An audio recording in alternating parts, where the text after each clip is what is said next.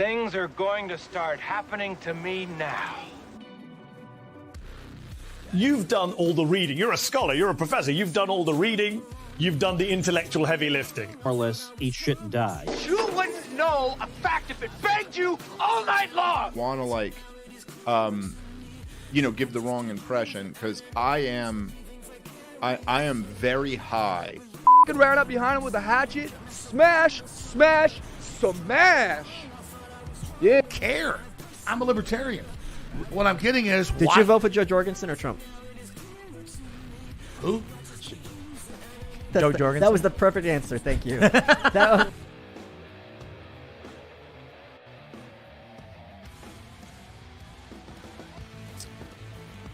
Welcome, everybody, to the Libertarian Podcast Review. I know Marc Clair gets a lot of praise for his new open, but come on, Mark. That's a solid open. I mean, I did none of the work on mine. I mean, you edited that. I assume you edited it together. I mean, yeah.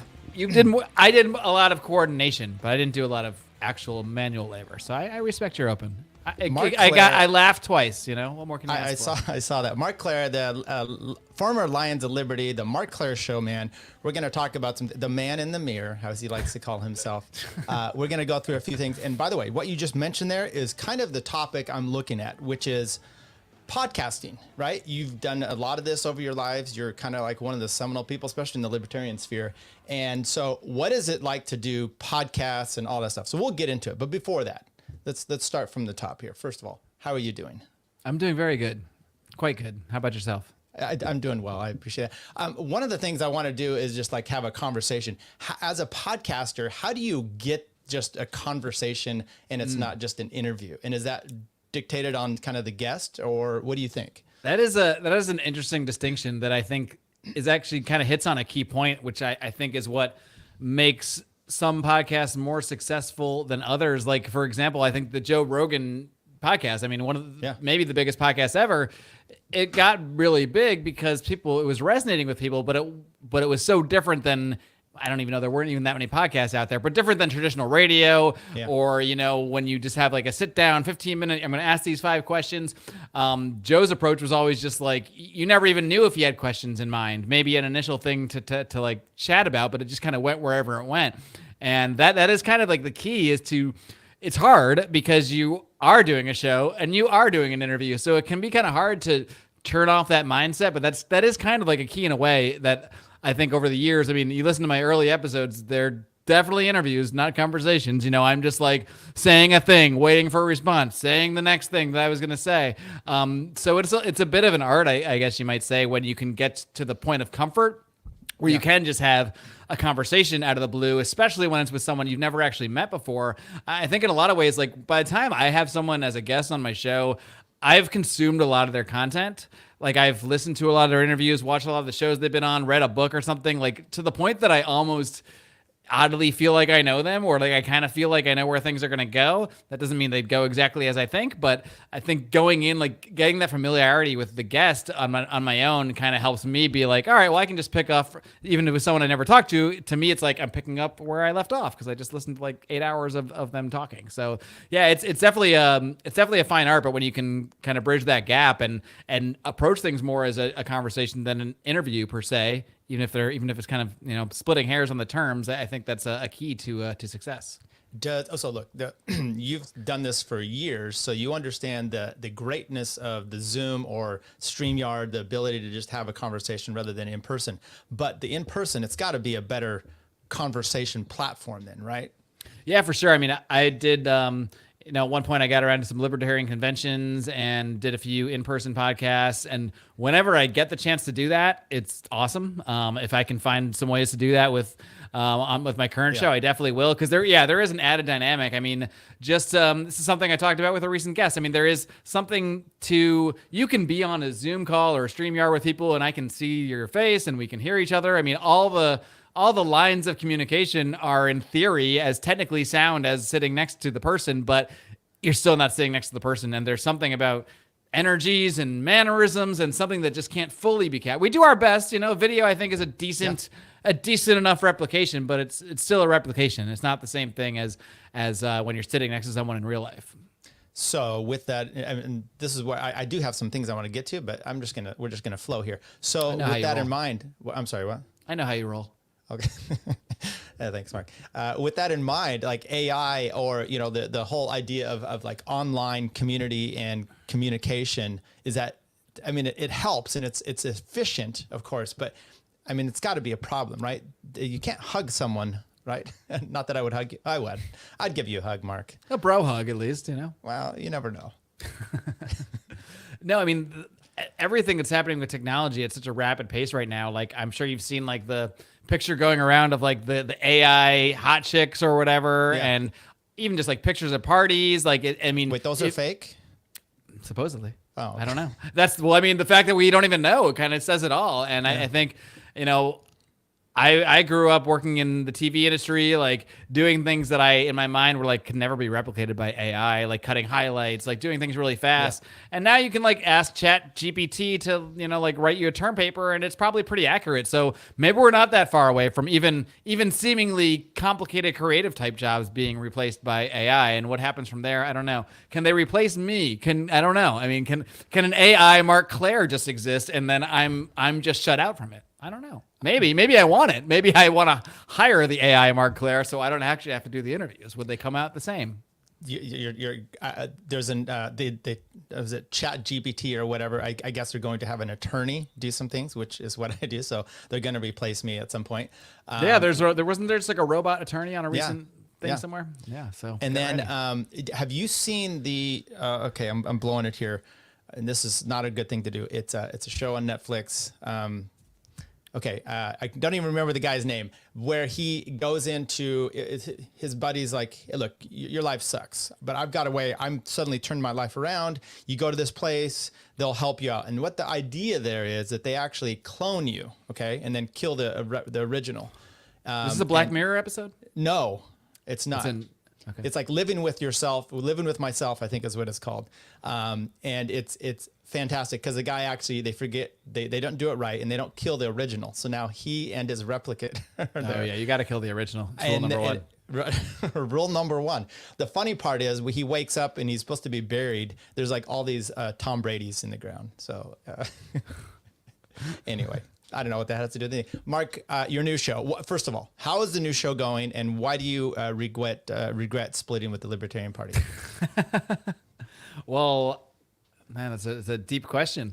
There's really two very different questions. Right. I don't know if I split with the I split with the party. Sure. I mean, I was always a part of the Libertarian Party in the sense of like, this is a place that like-minded people, like when I say a place, like going to physically. And by the way, I don't want to get into all the libertarian stuff. We don't have to. Yeah. But yeah. No, I won't get too deep. But I mean, well, it was the in-person thing too. When it came down to the end of it, like going to libertarian events was a fun place to meet people, a fun place to do interviews.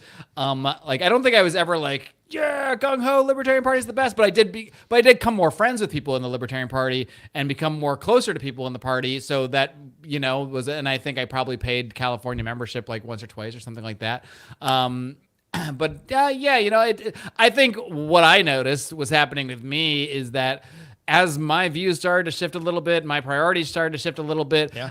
It's not that I just started to like get away from it a bit.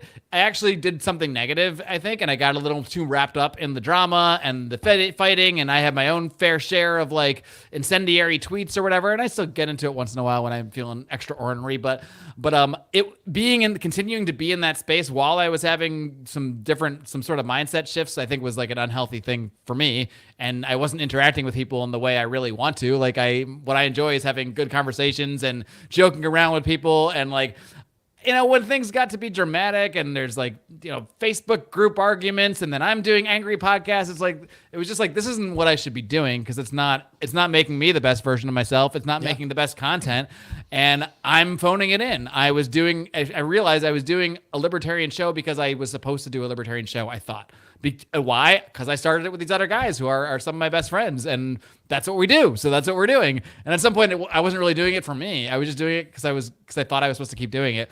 Once I kind of like embraced that, I realized, then I can just not do it. Like it was like this weird thing where, for some reason, it was almost like being in a relationship with someone for a long time where you share a lot of bills and maybe you have a dog or something. So you're like, I'm kind of done with this, but it's not that bad. So I could just keep doing it. And we are sharing the bills. So that's kind of easier. That's kind of where it came to with Brian and John, who I love to death. And you know, I don't know if I'd say take a bullet for him. It might be going too far. I take like a hard hit, maybe like a left hook, a bullet. Ooh, I don't know. I'm reserving the bullet for certain people, but yeah, at the end of the day, I just realized like my options were continue to keep doing the Libertarian podcast and like getting in this weird negative space about it where half the time I'm criticizing stuff and half the time I'm not. And I don't know, or stop podcasting. I guess that was an option. I could have stopped podcasting. But that didn't really feel right either. So the other option was just do a different direction, do something that doesn't, I didn't want to become the anti-libertarian show. I just wanted to do something else and cover some different topics. And it's kind of already sort of taken itself in its own direction, and I'll continue to see where it goes. But I'm much more satisfied. I don't find myself being angry or getting into as many Twitter fights. Occasionally, you know, you gotta keep it funky. So you mentioned you went to a bunch of libertarian events, and I think you probably end up forming a lot of your friendships, even if it's online and through that community. Has that dissipated? Are you finding a new community? I know you moved from California to Mexico and then Florida, I believe. So are some of those aspects changing in your life as well? Yeah, I mean, I guess like I don't think I've broken up with anyone friendship wise that I was friends with. Yeah, there's probably people I talk to less because I'm not doing as much of the same things as they're doing. Yeah. I'm not going to the same events as they're going to or what have you. And yeah, I guess there is sort of like, it's funny. I've almost found myself unintentionally completely. I'm not an Orthodox Christian. But a lot of my guests have been, I want to say coincidentally, you might say there's no coincidences on that stuff. So I've sort of interestingly found myself in this internet Orthodox sort of Christianity area of the internet where I have a lot of people that are like, oh, I'm so glad you're out here, like asking these questions, representing the Orthodox community. I'm like, I'm not really representing you at all. Like, I'm just representing me and asking questions. And it just so happens a lot of the people that have the answers or are talking about the things that I want to talk about, I mean, half the time I don't even realize a guest of mine is Orthodox Christian until I ask them their background. They're like, oh, so I went to Orthodox Christian. I'm like, wait, like it's not even intentional. So I guess there is a little bit of like a new people I've been encountering, new faces, new names I see pop up on the timeline, so to speak. But I still have a lot of the old names and faces in there. I just don't get into the angry spats as much. Well, and I think that has to do with, you're not anti-Christian or anti-religious, which sometimes could really make a difference. And sometimes if you're not anti, they think you're pro. So maybe, but let's talk about it. So you've gone through, well, I talked to John Odermatt, your former business partner a few weeks ago. He did reveal, I think people should watch that. I think he did reveal he used to be a hardcore lefty in college. That may or may not be true.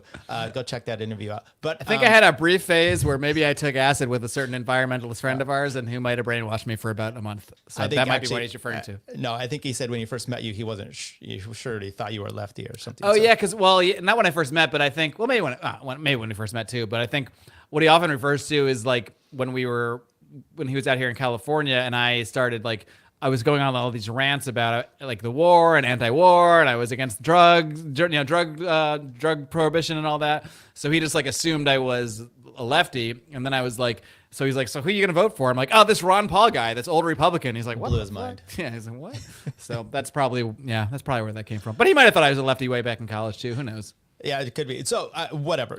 I know you said that you've been, or you weren't religious, but possibly atheist, and you've kind of morphed through this. Has that been through finding a spouse and just, or what's kind of made that change for you? And where are you on that spectrum? Yeah, good question. It's part of it. It's not unrelated. I think it's something I think that I started to explore more seriously like a few years before I met my wife. Actually, I started to kind of like, I was never an atheist per se. I kind of, depending on who I'm talking to, I might have described myself that way. But in reality, I was always kind of more like, which is somewhat of a cop-out maybe sometimes, sort of the agnostic thing. Yeah. Where you're like, I'm not an atheist, but like then everything else you say after that is atheist in nature. But you're just kind of trying to say like, well, I don't, and that was kind of always my thing. Like, I don't really know. But my other part of it was like, I just kind of thought I did kind of think like a lot of religion was stupid, because I thought, well, I don't know. No one can ever really know. Everyone's making up their stories, and that's fine. I'm not angry at them for doing that, but I know it's kind of like the arrogance of like, well, I know you can never really know, so have fun with your little stories. So I think I did have that kind of attitude about it for a while, and then I don't know, maybe I was really going through like my own sort of journey of things. I had a lot of changes in my life like 4 or 5 years ago, and I was just becoming more interested in just what's going on in the world, or not what's going on in the world, but just like in having a real world view. And maybe looking back, this is part of a realization that libertarianism, in many ways, it was my worldview. It was like my guiding light, but I think it left a gap too, where it's like you could take libertarianism and paste it on top of worldview and like look at politics that way, but it's not really the worldview itself. And I realized I didn't really have one. So I think I started to just take that more seriously, that exploration more seriously. I got more interested in other religions, in Buddhism and Hinduism. I read like the Bhagavad Gita. I read all this other stuff, but I never really did that with Christianity because I was raised Jewish too. In my mind, like, yeah, they told me the Old Testament, Adam and Eve. I know Christianity, like, I know that stuff. But turns out I didn't know it at all, and like, I just kind of categorized it as this other thing. So interestingly, I think, certainly like meeting my wife was part of it, because it just gave me different priorities. It took me from just someone who my only priority was myself. What brings me the most pleasure? What brings me the most money? How can I have the most fun tonight? Or what have you. I mean, that was pretty much all I thought about on any given day-to-day basis. And then whatever I can do during the day, whether it's making money or this and that, to achieve those pleasurable ends. And then suddenly I had more purpose. Like I actually had people I was responsible for. And there was a lot that went on in there that definitely made me not believe in God, I guess you could say. Like, it's not that I had a specific belief come up, but some certain things happened to me that I almost had to believe in something more. And it's kind of hard to describe, but I definitely shifted my beliefs, where maybe you could even say now I'm agnostic, maybe, but I'm definitely like different agnostic. I think there's something to this and I want to figure it out agnostic, as opposed to, okay, enjoy your silly stories agnostic. Yeah. It does. And by the way, meeting a wife, and I understand she had a child already. Is that correct? Yes. From what? Yes. Okay. So sometimes, I don't know, you tell me if this is the way it is, start to have kids and you start to have a wife, suddenly the mortality issue starts to fall into your head of like, maybe I'm not going to go jump my dirt bike, 20 stories off, whatever, be evil Knievel. Yeah. And you start to think about the afterlife and ponder those things. Did I hear you're a Jew for Jesus now? Was that what I heard? That's what some could interpret. Could charitably or uncharitably interpret. I don't know which one. There was definitely something like that too. Like I don't want to get into details, but there was some things that happened with her that like really made me worried. But worried is like not the way to put it. But things involving mortality and things that where I almost like had to where was I going to go? I didn't have anywhere else to go. So I did reach out in my mind to God, I guess, or the universe, or whatever you want to call it. And it really, and maybe that's just a human fallback. When you have nowhere else to go, you have to go to the beyond, or to somewhere else that maybe it's somewhere else you create in your mind. But I definitely found myself there in it. But then when you kind of line that all up with, that kind of happened right as COVID was happening too. And then not only was I seeing things more in a positive way, having purpose, having someone else that I'm responsible for, I also saw, like, I started to see evil in the world. I started to actually see evil, like between what were obvious lies, obvious sort of propaganda, obvious moves to get people to die instead of live, which you couldn't ignore it. I couldn't ignore it anymore. I could no longer even possibly tell myself this is just conspiracy nonsense. People are just doing their best, but economically they can't figure it out. I couldn't tell myself that anymore. It was very, very transparent that there was evil in the world. And I think when you finally do accept that there's evil in the world, there has to be good. So it really makes you explore those issues more seriously. Yeah, exactly. Okay, because this is gonna help us. First of all, Spud says yo. So yo, Spud. And then my buddy Andy here, he says hello, stepfathers, which makes me want to kind of go into the next one. So your wife has a child. You become a stepfather. What has that done for you? I have 2 kids of my own. We have a blended family, and then my wife had 2 kids, so I'm a stepfather, although I've adopted both of them. So there's a and by the way, I don't want to call anybody out, but we've had the joke in here because one of our buddies online is talking about If you're a stepfather, you're actually technically a cuck. Oh, I know exactly who you're referring to. Kyle. Which I laugh at that personally because, have your kids, do your thing. Every situation is different. Marc Clair, what is it like being a cuck? Of course, that's the obvious phrasing. It's great. Cuck life for life. No, I mean, it's, right. I mean, maybe by that definition, there may be truth to it. Like if, I think there's a lot of different circumstances and a lot of different ways that these things can play out. In our particular circumstance, and I'm not going to get into the details because they're really her details that are personal to her, but her son didn't have a father. There was no other father ever in the picture. So I was not conception. I'm sorry. Yeah, I guess maybe only for like that one night. But basically, he's never had a father, never met a father, et cetera, et cetera. So to me, maybe it's different. Like maybe I would feel different about it if I met her and she had this relationship with this other guy that she had to see, and then he's back and forth. And I'm sure that is the circumstance for a lot of people, and that's probably just different. I'm sure it's just different. But in my circumstance, it was like, well, I'm going to be with her, and he's part of the package, so bring it on. But I think part of the challenge too, and part of what's made me want to up my game in all areas of life is like knowing that this kid has never had a father, never had really any positive male influence in his life. It's made me want to be better myself. And, because there's all these things I see, like, oh, maybe he should do this better, do that better, because I can see it from the perspective of like, I lived as a teenager and what have you. But at the same time, like if I'm going to think that this kid should do some things differently or could do this or that, I sure as hell better be doing those things too. I can't be like, he should get to bed early so he gets better sleep and then get 3 hours of sleep, and then just go on about my day. Cause I can manage it. I can do this. So it's made me try to like reanalyze the way I approach things because I don't want to be a hypocrite. And also, if I know advice is good for the teenager, it's also good advice for me, most likely. Yeah. And so I try to live more by like, by the things I say and by the things I do, and I take it more seriously. Whereas when I'm by myself, there's no wife, there's no kid. Who cares if I'm hypocritical? Who cares if I say one thing and then I go out and do something different? But no one's even going to know. Yeah, right. And everyone's different. To just say a little bit about my situation, kids had a dad, then he druggy, he's totally out of the picture, hasn't seen him for years. So I step in there, and kids need fathers, right? We talk about this, and so you're doing something, and wonderful children, I wouldn't have any other way. I understand when you're young and you're getting married, you can make your choices. Exactly. I would not say it's problematic at all to be prejudicial and not want to have a certain person for. If I was in my 20s, like Kyle, I would probably have the same attitude towards like, I don't want to marry some woman that's already has a kid and this and that.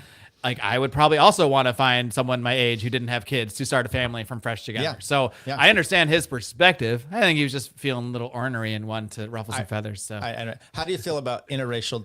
We won't go there. Then Andy does make another point here. He says, Marc Clair had a great interview with Kinsella. I know you've interviewed him multiple times. When I reviewed the Lions of Liberty, I think he was one of the early. He was in episode number 1. That's right. And then I interviewed again like a year and a half ago. So I don't know which one he's talking about. I heard you say that the other day that he was episode number 1. I went to look for it. I could not.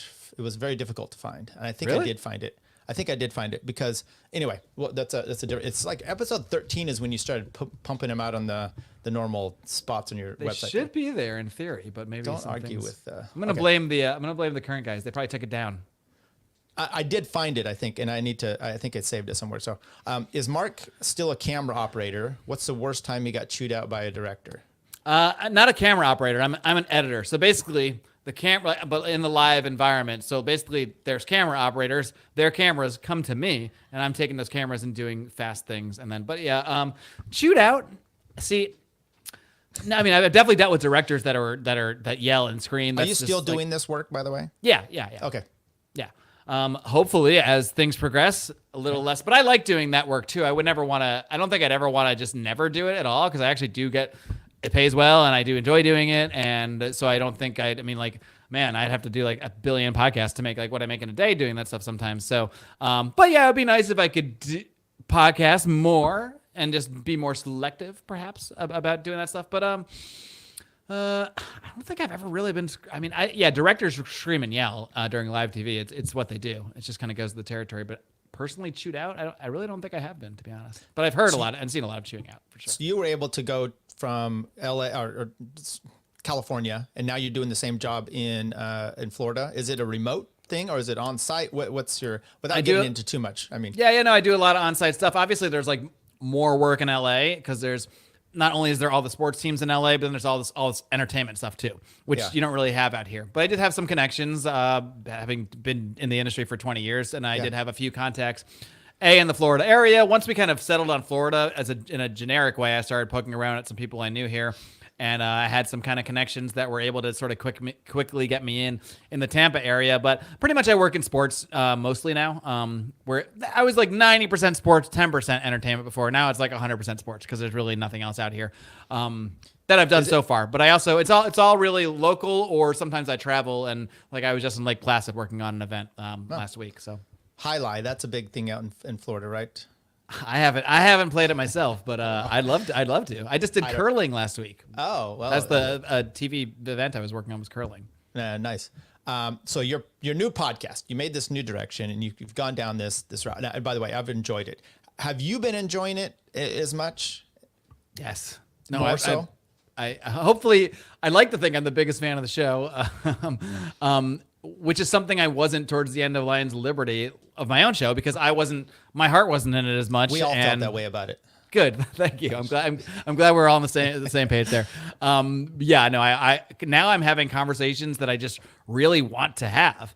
And it's nice that there's no limits. I thought about a couple different names that would have implied a certain direction that the show was always going to be, but I didn't want to wind up in the same box where I'm with Lions of Liberty, where I was like, well, I'm supposed to do this libertarian show, so I got to keep doing libertarian shows.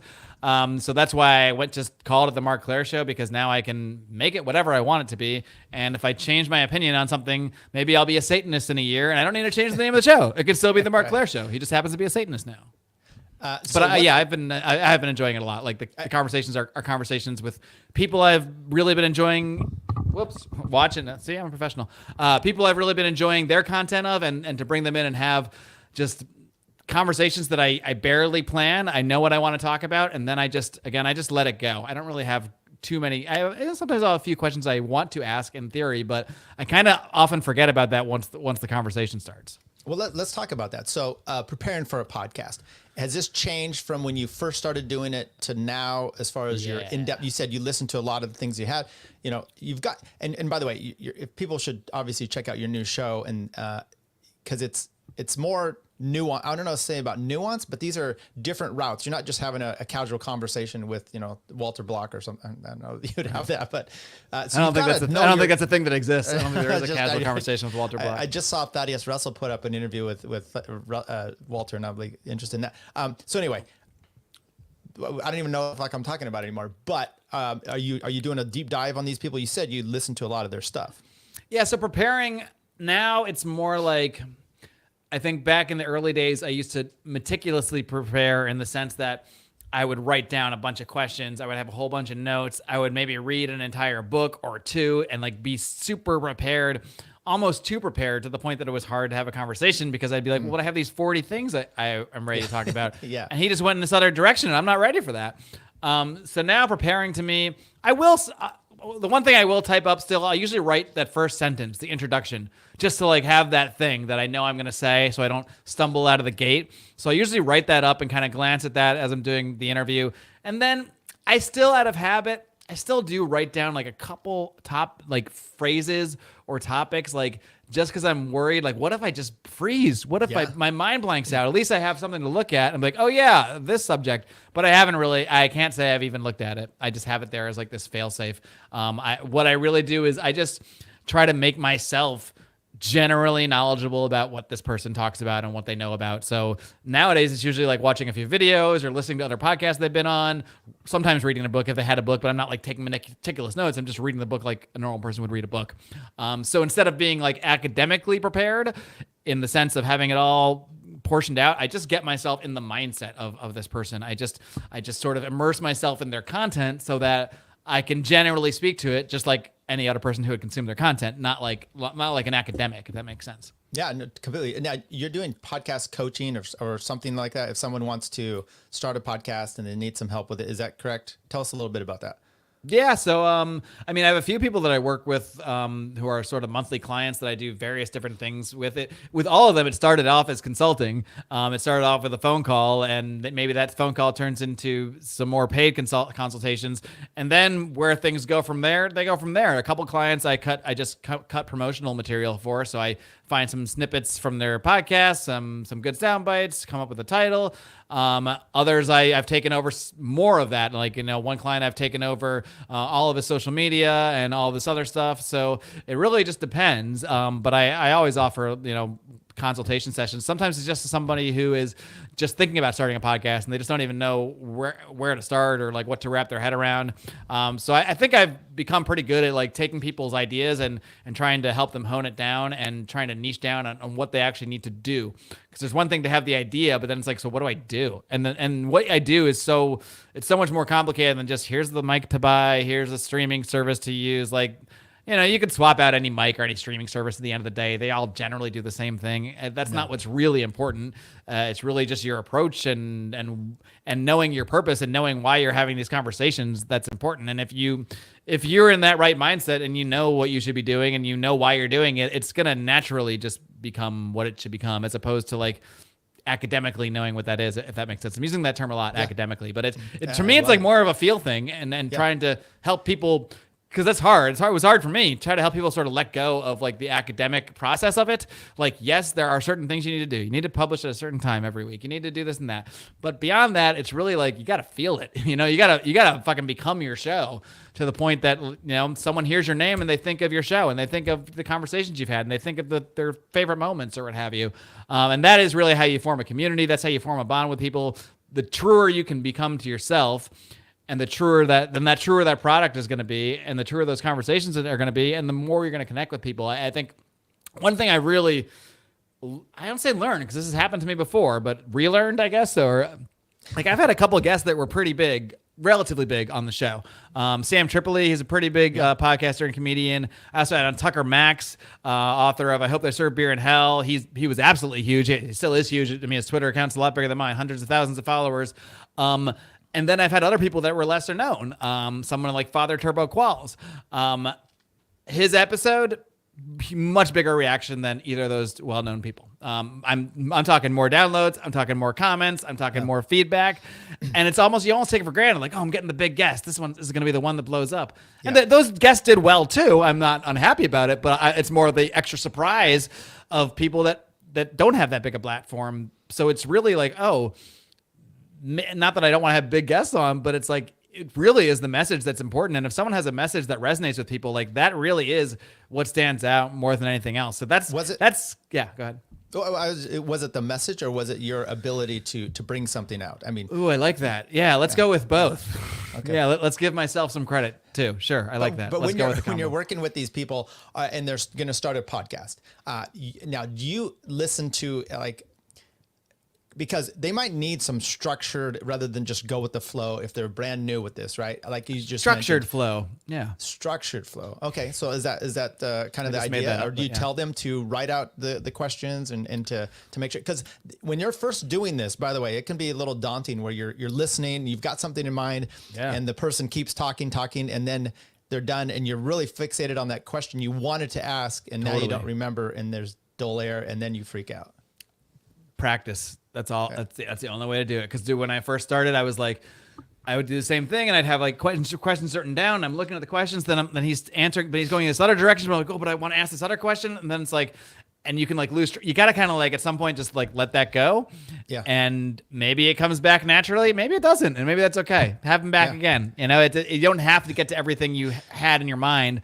But it does come with practice. Like the more I practice and the more I do interviews, now that I've done 600 or 700 interviews or something like that over my podcasting career, let alone all the shows I've been on or what have you, I'm just so used to having the conversation on the fly, and I'm used to kind of making little bookmarks in my head that I usually am able to just like go back and ask something that I had bookmarked 20 minutes earlier. But it's, I'm sure there's also shows where I'm like, gosh, I never dove into this thing, but all right, then I can invite him back. But you're a pro. I'm talking about when you're coaching these people and you're starting them out to begin with. I mean, I'm similar where, I prepare for court and I'm writing the notes and then I get there and I don't use them because I prepare, you know what I mean? You're just kind of like doing that whole thing. And I do the same thing. I have a thing written out for my open. I haven't read it since like episode 20 and it's still on my template that I have. So the new people, what are some other things that you can help the new podcast person scheduling, as an example? You and I, going back and forth, dates good. What's the best way for people to do some of these little nuanced things that can help them with their shows? Well, yeah, just to go back to the preparation too, like I wouldn't say because I'm going with the flow here, like no one should prepare. Like sometimes you need that in the beginning, but you need to at least have the training wheels sometimes too. Even if you can get off the notes, like I said, even now I still have sort of like a backup with a couple like things written down that I really don't even look at, but at least like maybe it's comforting to know it's there. So maybe it's good to have, especially in the beginning. Like I don't tell people just don't ever have notes. Not like, no, prepare, feel prepared, try to get as prepared as possible. Because the more prepared you are, whether it's reading a book or even going over the questions a few times. I used to always like practice the intro for like 3 or 4 times before. Now I don't really do that, but I used to like just do it a few times so at least the first time I was saying it, it's more natural because my brain's already like said this a few times, so it doesn't come across like, because sometimes the first time you say something, no matter even if it's just like a simple introduction, you realize you don't know how to say this like name right. You stumble the name, and then suddenly you're like, and then it fucks up your whole mindset. You're like, oh fuck, I stumbled out of the gate. What's this person gonna think of me? They think I'm an idiot. So at least that kind of like, because once you get the conversation going, it is easier to become a more natural conversation. That's just kind of like, so to me, if you need the training wheels to get into it, like I definitely recommend that. And that's kind of what I try to work with people on too. I try to get them to feel as prepared as possible, and then, but also sort of prepare them to not use the training wheels, but have them there. It's all right. If you feel wobbly, just put down the, I'm trying to use this analogy, this training wheel analogy. Yeah, I like it. So going live or doing it recorded and doing editing. I mean, that could, the live part can maybe freak out. 2 ways. One is you're scared you're bombing in front of people live, or 2, no one is actually watching it live. That could maybe be even more frustrating. What's maybe a better way for someone to just break into this and do it? And by the way, let's kind of also back up. What do I think you're doing everything recorded with your guests. Do you notice a difference with the guests if it's recorded or live as an example? So what I tell my guests is that I record these as if they're live. Okay. So, and like, I say like, look, if something crazy happens, like, there's an emergency, like I'll edit that out. But otherwise, I don't want people thinking like, oh, I said that wrong. Let me re-say it. So, cause you can edit it out. I used to do that. And I don't, here's the truth. I'm trying to save myself time and hassle, so I try not to heavily edit anymore. Like I used to heavily edit, at least, especially the video version. I'm not editing the video version, like unless something crazy happens. Like no, it's not even gonna look good. It's just better to let it flow. So yeah, I mean, to me, and maybe it helps too because I do it like this. Like I know you actually are live, but when I'm live, I still do record it with StreamYard, but it still says live in the corner. So I'm like, act like we're live, but no one's really getting this right now. I probably will start doing more actual live stuff at some point down the road, but for the actual like interviews, I just like to have them and package them because I'm going to share. First of all, the public's not getting the whole interview because I'm crafty like that. They get about 2/3 of the interview is the public version, and then if you want the full whammo jammo, you gotta pay me money. So that's how that works. So that's why I don't do the whole interview live anyway, because it just wouldn't really work in that format. I guess I could do the show live, cut it off, and then be like, if you want more, come check it out. I'll experiment with formats in that, but I think just having the mindset that it's live, whether or not it is or not, it helps everybody because. It just comes across more natural when you just keep going. Yeah, in real life, you stumble your words sometimes, and so whatever. So stumble your words and keep going. It's fine. As far as editing goes, so when you first were doing this, I'm sure it was it was all audio. So you probably had a Zoom recorder or what have you with your Skype mic. Actually at the time. You're doing Skype. Okay, so you're a little bit more technical. 2013, yeah. Right. And then that moved, when the pandemic hit, I know that's when, StreamYard and Zoom really kind of hit the big time to do it easier. But when you were doing it over Skype, was there mix minus problems? Did you have to and I'm getting a little technical on some of these things, but I think you know what I'm talking about. And did you over edit at the time doing those kind of things as well? Yeah, there were a lot of problems like that with Skype because Skype wasn't necessarily, it gave you the ability to record calls, but it wasn't necessarily made for that. You actually had to buy like a separate extension, I think, to do that. Yeah. So it was made to just have phone calls. It wasn't made to make a podcast. Even Zoom was kind of just made more for meetings, and then they sort of added these features once everybody started using it for podcasts and they sort of increased their. That's why I like StreamYard or whatever, because StreamYard is actually made for this. It's made to stream a video show. So I think we get better audio quality. It's not all compressed like the audio from Zoom is. But I definitely heavily over edited in my early days for sure, because I was so unconfident in myself that if I heard myself stumble or something, like I had to edit it out. And I think I made it too edited, to the point that like you shouldn't think about that it's edited. I feel like you could listen to my early episodes and like hear edits, which to me that takes you out of the conversation as well. So I still edit somewhat, if there's like the audio version anyway. I don't really edit the video version unless, once in a while a guest has to get up and go somewhere. So I'll just do a quick little edit and tighten that up. But for the most part, I'm just letting these be live conversations and trying not to over edit.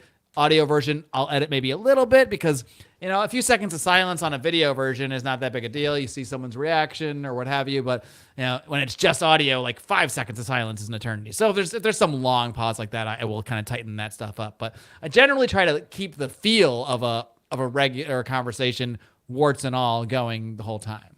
Do you suggest? Okay, so I have a audio interface that I have here that goes into it, so that when my comes out, I don't really have to do much to it as far as the audio editing, right? Mm-hmm.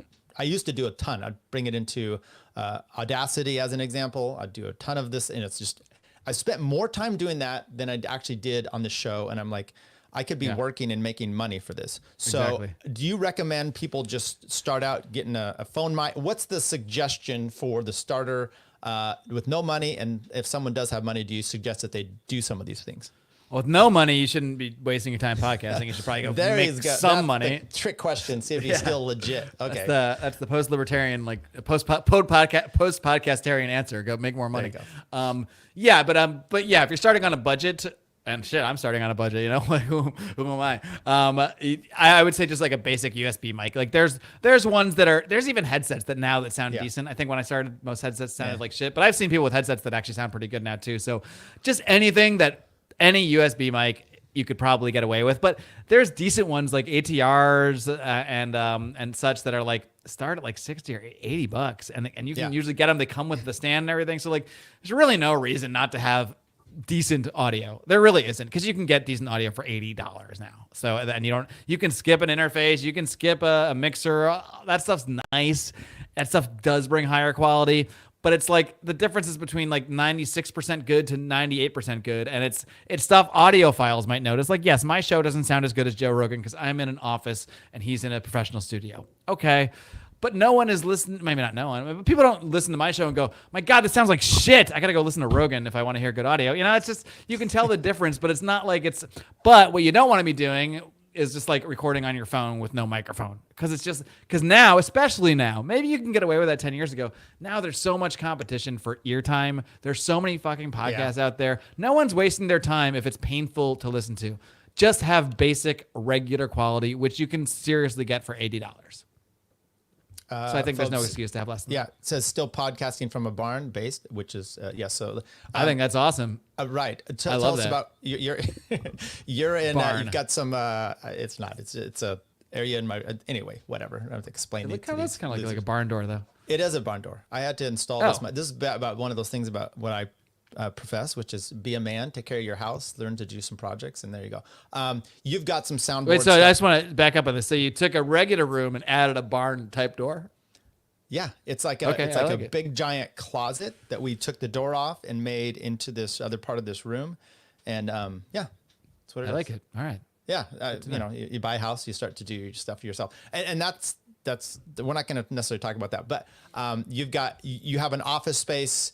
You work there. I see behind you it says Area 51 and some other things. There's a lot of weird stuff going on. Is there a conspiracy theory you don't believe in? There's probably no conspiracy theory that I wouldn't entertain at this point, to be honest. Believe is a strong word. It's funny though too, because I feel like my background doesn't even really reflect where the show ended up going. Like I feel like I need to update it soon, because It's not as weird as I thought it would be, but it is also weirder than I thought it would be because I'm not talking about that much weird conspiracy stuff as much as like, I don't know, to me, like the subject matter of like what happens to your soul when you die. That's more serious than just like, did this certain event happen in this certain weird way or something like that. So I think I made the background of the set a little more like crazy conspiracy, and the show isn't exactly that kind of thing. So we'll see. It also serves as a background for my comic podcast, so there's like a little bit of everything. So I don't want to change backgrounds. But you had a guy on there where you guys talked about like different dimensions, and like I'm trying to remember the whole situation. I think it might have been Tripoli that brought that up. Yeah. No, it was a different guy that had. I'm trying to remember his name. He had talked about. I don't remember all the details, but it was like some sort of a transfer. There's other dimensions, or other people coming in and. That might have been Tony Merkel. That might have been like my first I think guess. that's what it was. Yeah. And it sounded like you were believing all that. How do you feel about that? Well, I think part of that too is you might want to explain it actually.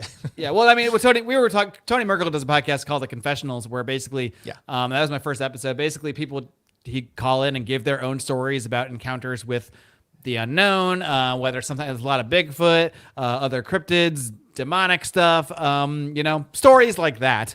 And I think my approach is similar to his, actually. He's like, it's not that I necessarily believe every story that comes on my show per se, but his theory is also like, who am I to believe it or not is my thing. Who am I to even...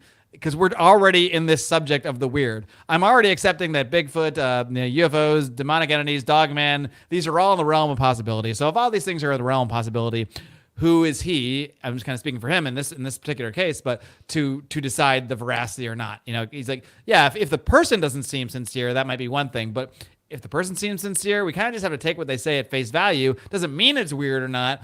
It doesn't mean it's true or not, but I'm not going to challenge them on whether they're full of shit, I guess is what I'm saying. Yeah. I mean, I take that same approach. I've always taken that approach on Lions Liberty too. I mean, when I had guests on that have different takes on this or that, like they would give a take, and I usually didn't like push back, even if I didn't necessarily agree with that same take. This of course changed towards the end of the show as I got a little more feisty, what have you.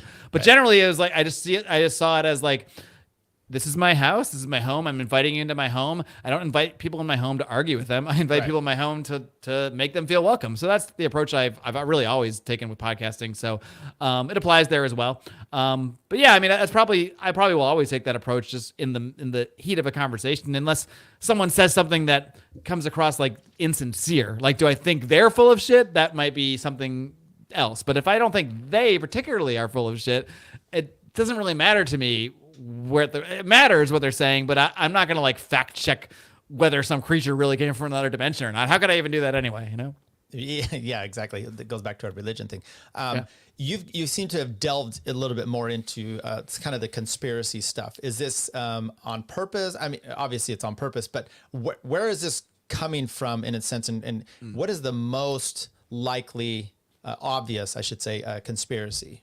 I know that's a really compound question, but... Well, I've always had an interest in the unknown and the weird and UFOs, like Bigfoot. I grew up super into that stuff. Okay. Somehow as a teenager, I stumbled upon Art Bell on the radio, Coast to Coast AM. So he kind of took a similar approach where he would bring guests on and just sort of let them tell their story.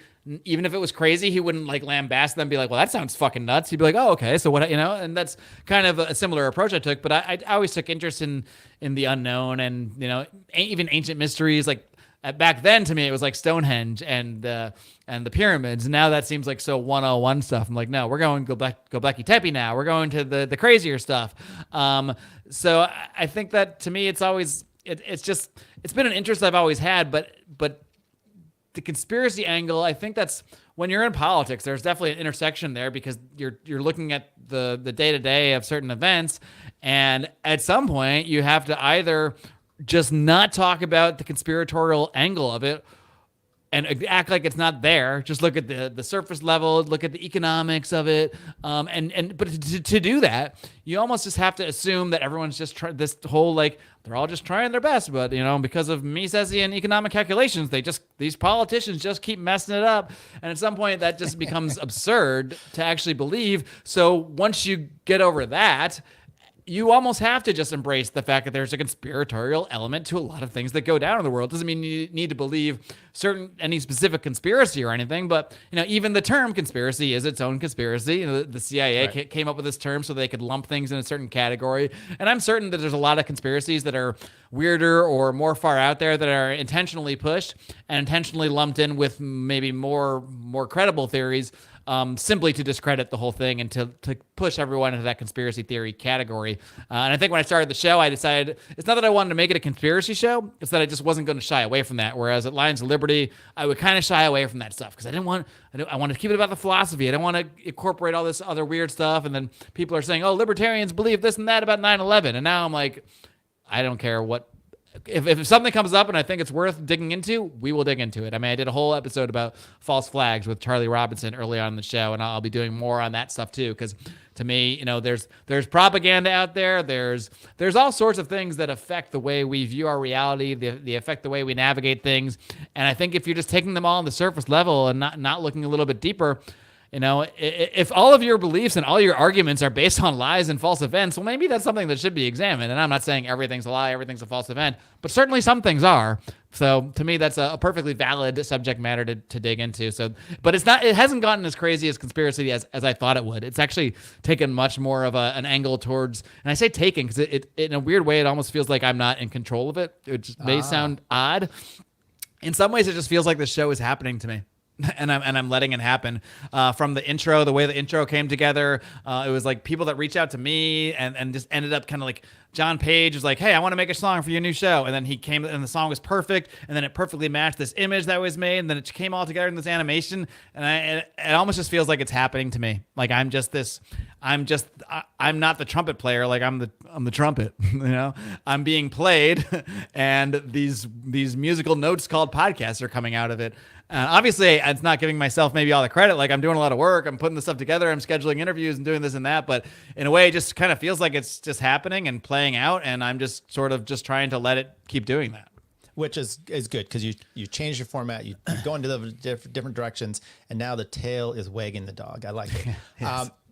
On this conspiracy thing, I've gone down, and I never really cared much about this. This is just JFK, which is the most obvious thing. But recently, I've gone down, spent a lot of time watching videos and podcasts and stuff about this thing. Which the thing that caught my attention initially was I watched a CBS, I think it was 1967 report on the Warren Commission report itself.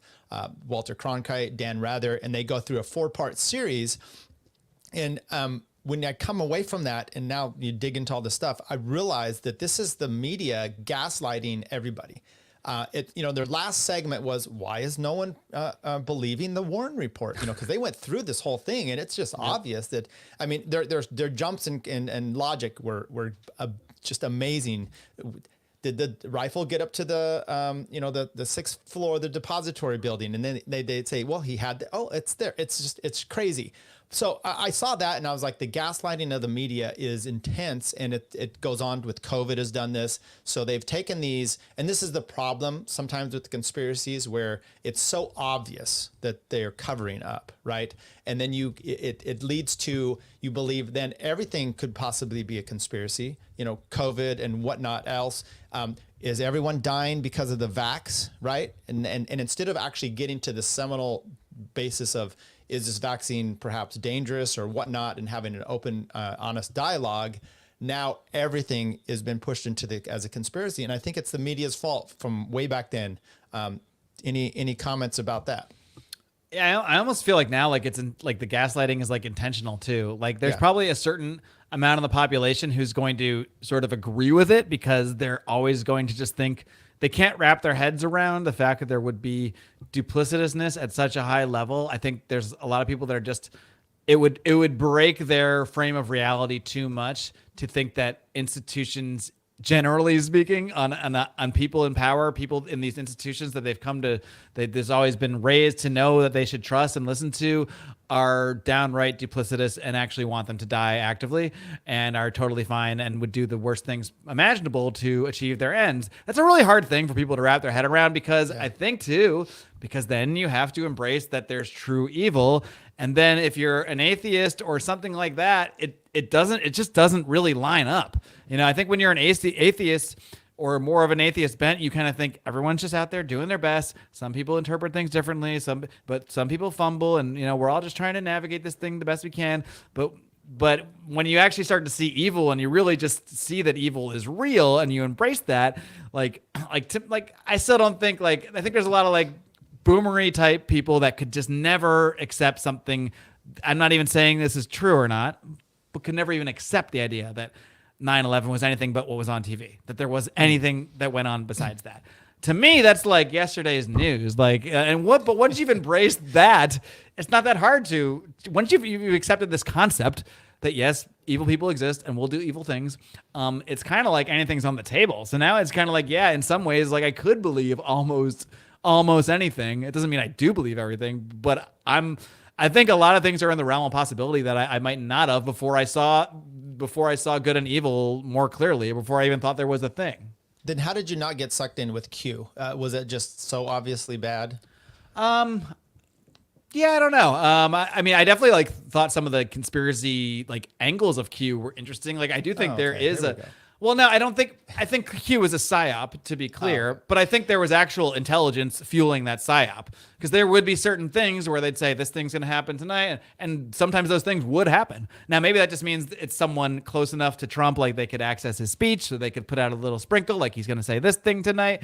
But I think was all a psyop ultimately to sort of corral any of that energy and send him off into the conspiracy land. I mean, I know some people that are deep on Q and like, you know, they will still be up till 6 a.m. and come out with bloodshot eyes watching like 7-hour Q documentaries about how the plan is still in effect. Don't worry, the tribunals are going on. There's going to be the secret arrests, and I think that's all. I do think that is all about just channeling some energy away from what might otherwise be potentially a productive movement. Maybe if it was actually gathered around the right things or what have you. But I think there's a lot of corralling that goes on. There's a lot of sending people off in the rabbit holes. I'm sure I've gone off on rabbit holes that were intended for me to go off on before. So that's what makes weeding through all this stuff difficult. Right. Because I think in the conspiracy world, there is probably 80% bullshit. So yeah, and that just but I think that's also intentional, and that's its own conspiracy.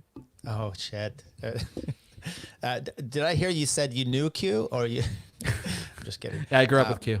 Okay. We're in the same fraternity. You and I had and by the way, I'm taking my brain, or I'm off the table with this concept of O.J. Simpson with you, but you're not off the table necessarily, unless you're taking yourself off the table.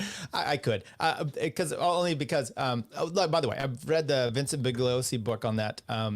I've gone down some of these other rabbit holes which you talked about. Which one is and you know, I'm not spoiling anything here for your own thing, but the questions are, there's multiple things. Have you heard the latest one where OJ's friend bodyguard? So there's two of them. There's his son possibly killed this lady. Then there's there's this serial killer that had done this. What's interesting about both of those is they rely on OJ actually being at the scene of the crime at the time. All of them do, right? Like pretty much everyone agrees OJ was at the scene of the crime. Even OJ. It's like, yeah, well, of course I was there. Yeah. Did you live through that? I mean, you were alive at the time, but you're much younger. I remember when that happened. I remember, trying to watch. Am I much younger? Am I really much younger? I'm 51. I guess I'm sort of much younger. I'm 42. Yeah. All right. Okay. Fair enough. Well, but yeah, I mean, I was a teenager. Like I was definitely like knew who OJ was because I grew up a Buffalo Bills fan. So like, he was before my time, but I was aware of his legendary status, and he was also. I think at that point I had seen like I loved the Naked Gun movies when I was that age. I thought they were the funniest. They're still fucking hilarious. They are. And he was a big part of those. So like I knew him more as this comedic figure though than like I knew he was a good football player on the Bills, but I didn't grow up watching those games. So to me he was like this hilarious guy who I think he'd only been in, maybe he'd been in other movies. Oh, there was the other movie. If we want to go tie the moon in here, there is a movie called Capricorn 1, I think, that OJ is in that also is like a moon landing conspiracy movie. Oh, okay. I think in that one they fake a mission to Mars or something like that, but it's kind of like the same thing. So you can tie all this stuff in here. But yeah, was there a question? I don't know. I just said Yeah, Nordberg, I think was his name in the Naked Gun movies. But yeah, I mean, I lived through all that stuff. I mean, it's so weird looking back. Like I remember the day of the OJ verdict, like they literally carted like a TV into our classroom so we could watch the verdict live. Wow. I was like, Well, you were down in LA, this seems weird. You were in Southern California? No, not then. That was I was in the East Coast. I was in I would have been in Connecticut then. Gotcha. Where was interesting part? I'm watching this. My dad, big OJ fan, like you said you were. So I mean, I had the orange juice football at the time because he played with the Niners at the end. So we were big fans. Loved Naked Gun. He couldn't have done this. I'm watching this in awe of the defense, in a sense. My dad was, and then at the end, I mean, my dad was convinced he wasn't guilty. He was such a big fan. He's come away from that at this point. Did you have a feeling at the time that you were pulling one way or another, or did you spend much time watching this at the time?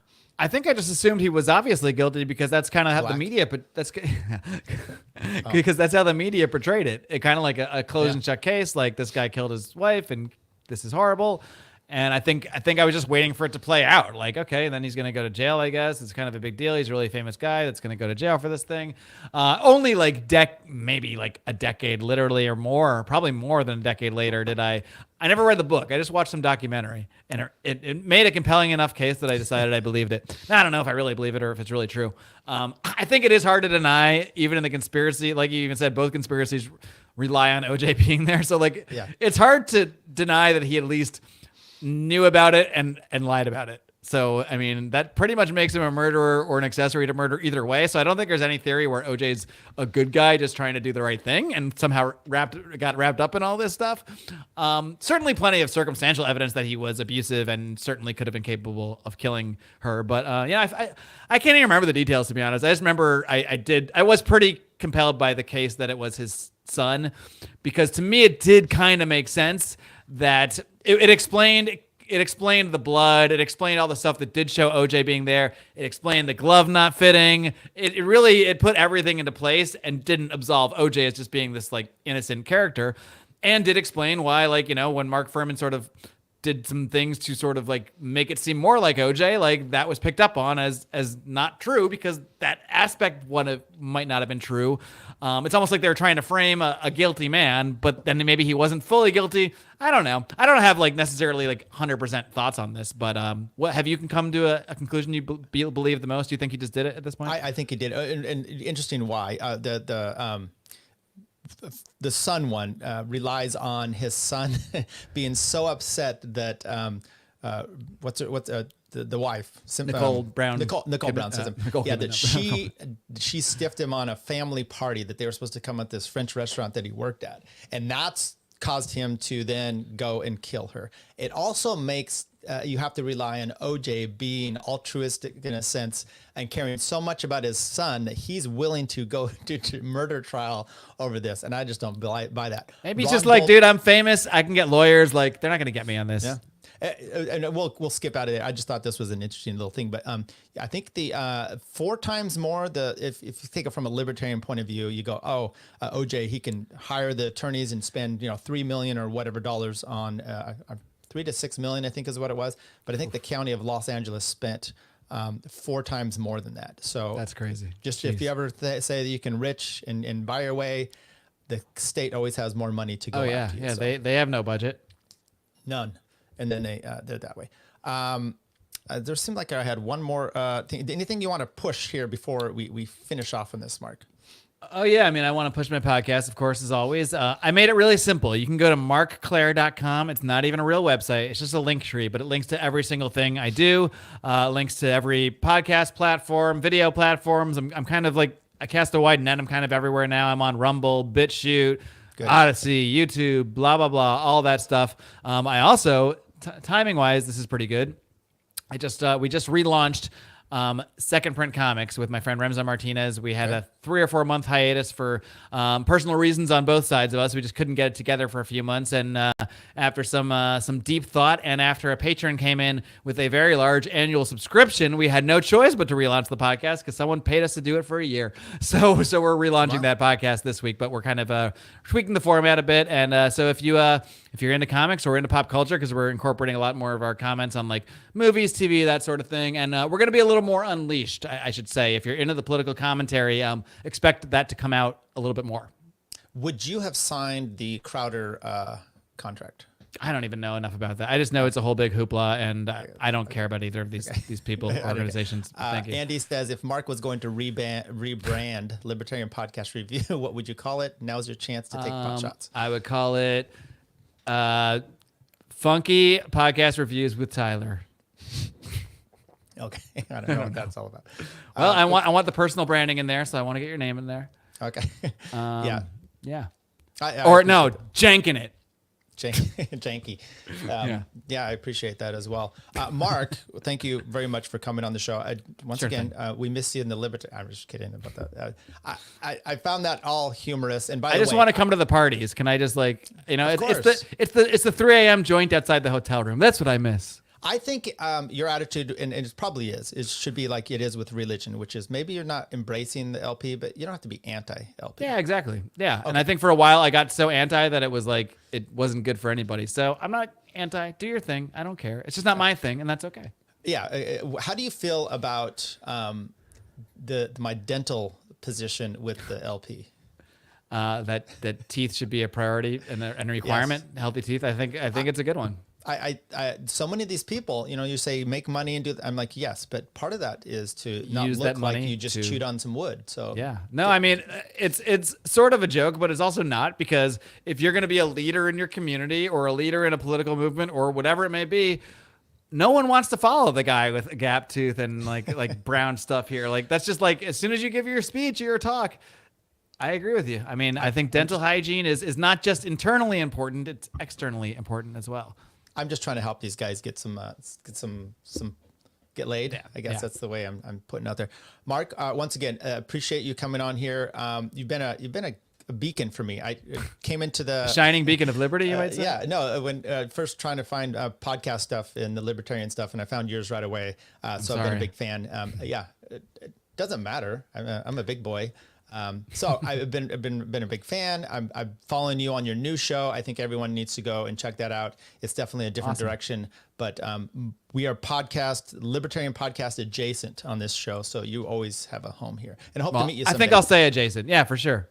Oh, geez, he just hates the libertarians so much. It's not a problem. All right, everybody, go check out Mark's show. Mark, hang on. I got this unnecessarily long outro, and then thanks, everybody. Bye. Thanks. Okay, I'm leaving now. Bye, guys. But she's back. And now. Chick-fil-A is completely overrated. It's not that good. I prefer Zaxby's. I prefer Popeyes. Takes a tough man to make a tender forecast, Nick. I guess that's me. Keep fucking that chicken. Should I vote for Dick Cheney on the Libertarian Party? Do I have an obligation to vote for Dick Cheney? I would say so. Yes. Did it work for those people? No, it never does. I mean, these people somehow delude themselves into thinking it might, but it might work for us. That one dude was like, not a podcast, I can't find it anywhere, and they don't have video. Oh, yeah, Peter Janke, yeah. Yeah, I blocked him. I'll do it. If he unblocks me, I'll... He'll buy your shirt if you unblock him, Bert. He's a wigger. Yeah, nothing cooler than a 49-year-old wigger. I just started live streaming. Cut me some slack. I'm pretty high tech for a boomer.